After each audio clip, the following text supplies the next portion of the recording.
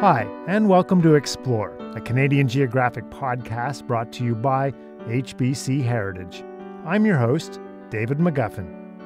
On this episode, we're continuing our journey into the history of Canada as seen through the prism of the Hudson's Bay Company as it turns 350 years old. And today we're back in the Hudson's Bay Company vaults for a conversation with Amelia Fay.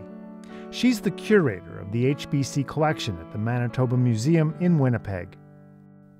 That collection includes some 27,000 items, and today we're going to take a look at just a sampling of the amazing things that are in there.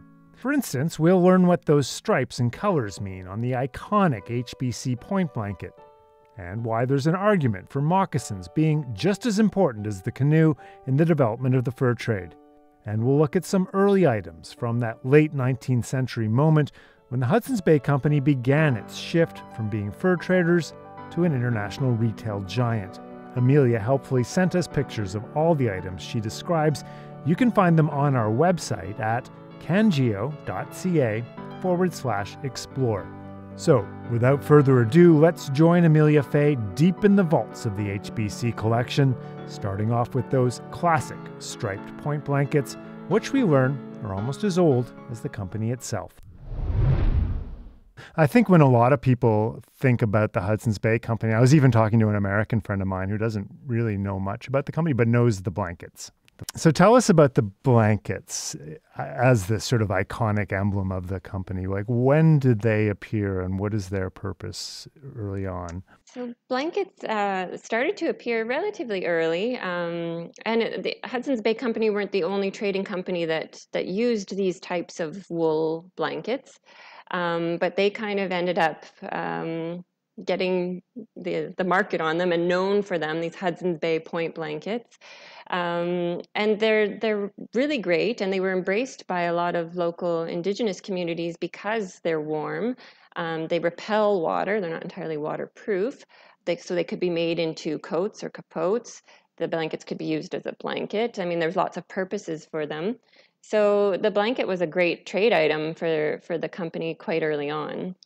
And that classic multi-stripe that everybody thinks about now, and they're using it a lot in their branding for the company now, of that sort of cream base with the indigo, yellow, red, and green stripes.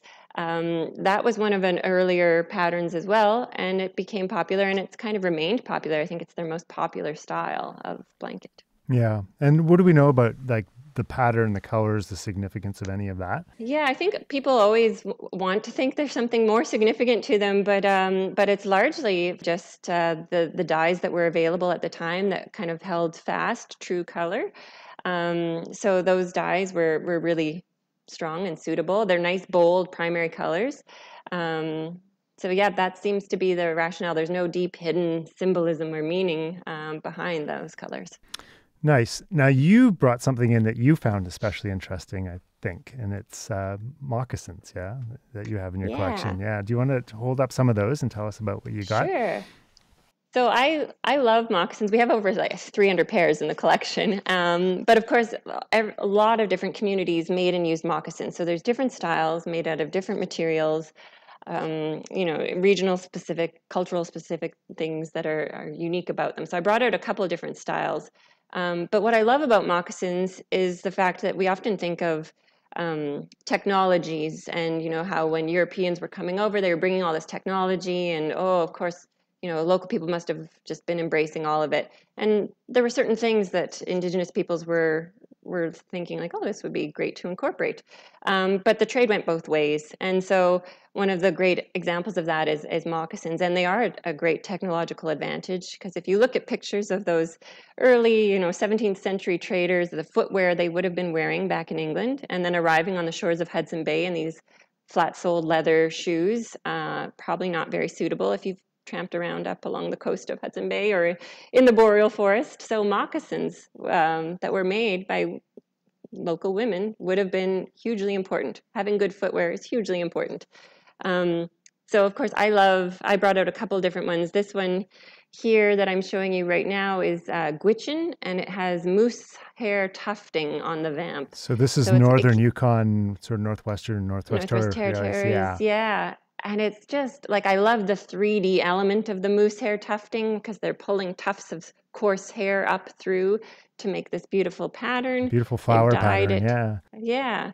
So it's really quite beautiful. And that's moose But hide. I mean, And that's moose hide as well. And what would the fur that's, be? Do we know? I think the fur might be beaver. It's really well worn. You can see the heels. Oh, the fur is almost completely worn off on the back.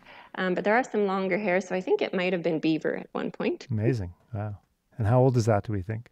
This would have been a lot of the collections, especially these from this region, would be probably early mid 19th century. And then there's some other really great ones. And of course, I brought out different styles too. So those were like a lower cut ones. This one's more of, it's got a higher ankle, almost like a high top, if you will. Yeah. So it's got, but it's got a beautiful embroidered vamp. So here you can see really delicate embroidery. Yeah, beautiful sort of flower pattern again. Yeah, and then you can even start to see the different, styles. So different groups, this has got the sort of split. It's got a seam down the middle, yeah. And a pointed toe, whereas others have more rounded style and sort of almost the puckering that happens when they pull it around to sew it to the vamp. And then this style here is more of a interior Quebec or Labrador style. It's got a beaded cuff and beaded vamp. So very colorful cuff. Yeah, it's got kind of that red Stroud or trade cloth and navy blue on the vamp. It's quite beautiful. Right. So it is. There's a cloth in there, so you can almost see the blending of the cultures too. Yeah, like they're incorporating the glass trade beads, but doing their own styles and patterns.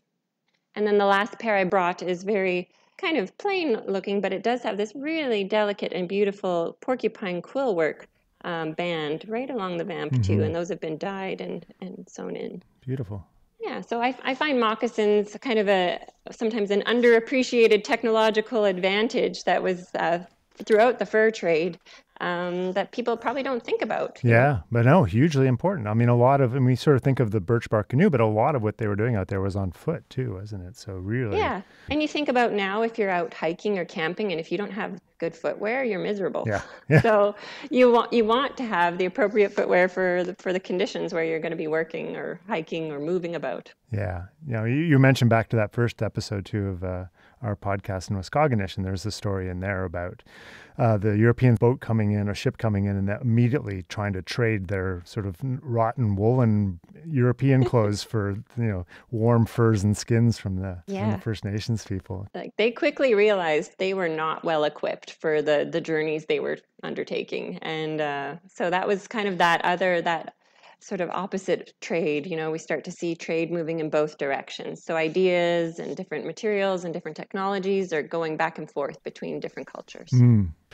So you mentioned the 1870 and the transfer of Rupert's Land to Canada, and this was a big shift for the Hudson's Bay Company. They were no longer I think there was clearly already at that point a shift away from the fur trade. Furs were becoming harder to get, and there was less of a fashion. And so the Hudson's Bay Company is now thinking in a different direction itself. There's a land boom, a settlement boom moving out west. And how are they then positioning themselves for that? It's kind of a neat moment in the company's history because it's another time when they're quite agile as a company. So they're starting to see these trends, a decline in furs, decline in popularity for furs. They're also seeing an increase in settlers they don't really want to govern. So they start to shift their business model, and that's when we start to see an increase in them embracing more of a retail, wholesale side to the company. So they start manufacturing products that they know are going to be successful: tea, tobacco, and they have their own marketed tins and that kind of thing. And that really starts to take off in the beginning of the 20th century, where they really start to embrace, building these giant department stores across Canada. Continuing with their wholesale business and making these products that they're branded by the company, but definitely kind of branching away from furs and trying out different revenue streams. Yeah, so there's that very first store, I think, in Winnipeg in the 1880s. Yeah, they have their store down on Main and York, and then they start building the department stores, and the one that everybody, if you're in Winnipeg, that's on Portage Avenue, that one doesn't open until 1926. Oh, yeah. The famous one. So it's a change too, because up until this point, really, they're a trading company. So they're literally trading goods for furs, basically. But this is this is people with money in their pocket that they're now selling too. Yeah.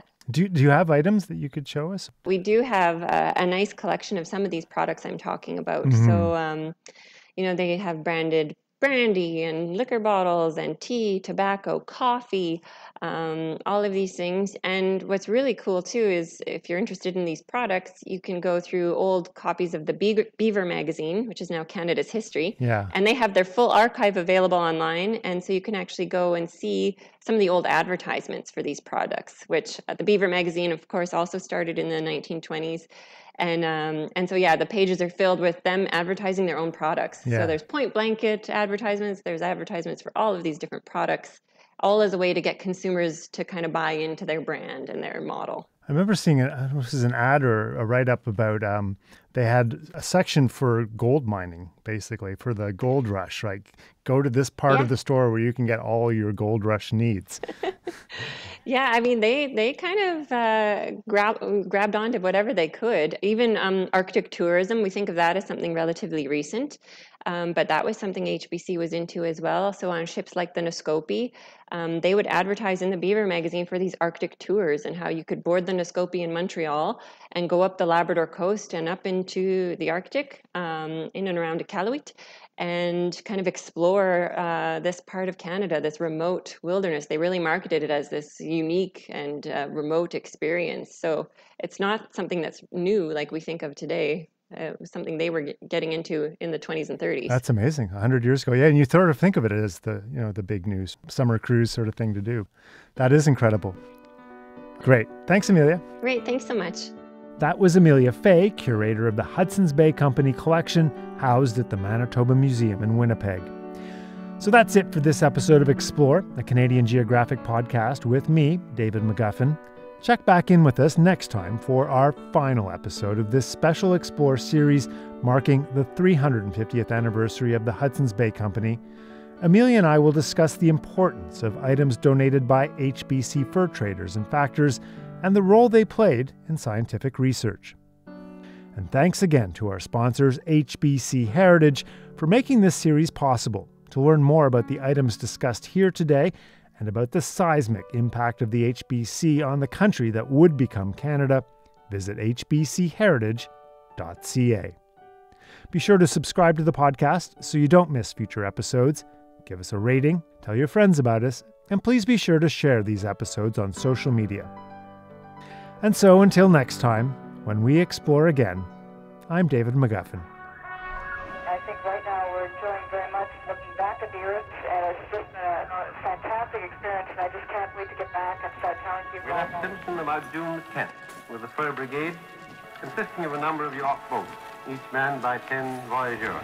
For us Inuit, it means that Inuit oral history is very strong. And we flew low over every inch of the country that could be. We were hoping that he would fire at us. I guess 160 dives or so. There are shrimp, fish swimming around outside. It's just fabulous here. Well, I'm a first for Canada.